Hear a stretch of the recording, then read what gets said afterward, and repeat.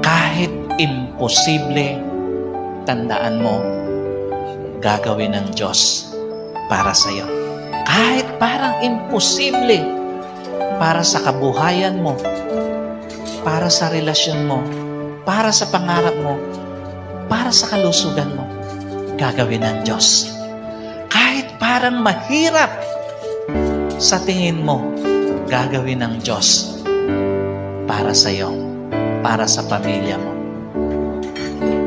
This morning, maniwala ka.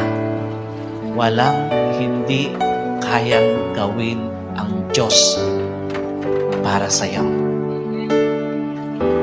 Maniwala ka. Today is the day of your freedom.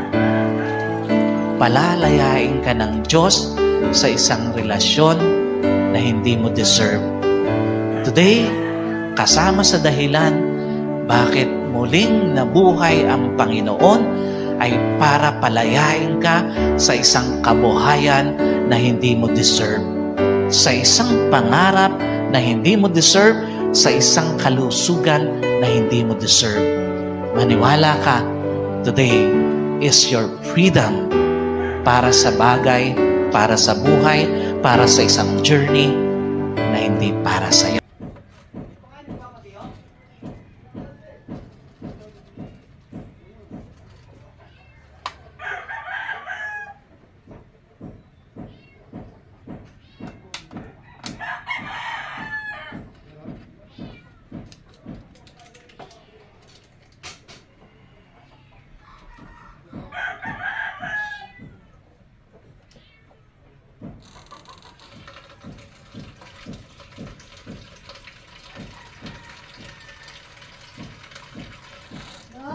Oh, Alas na, hulugan natin.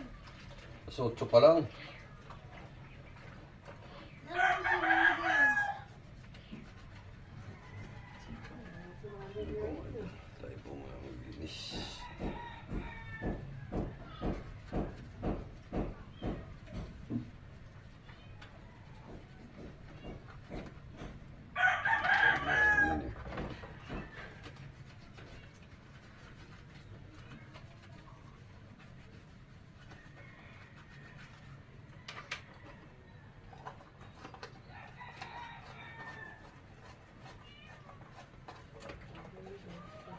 Ihulog mo yan doon, tatanggapin yan.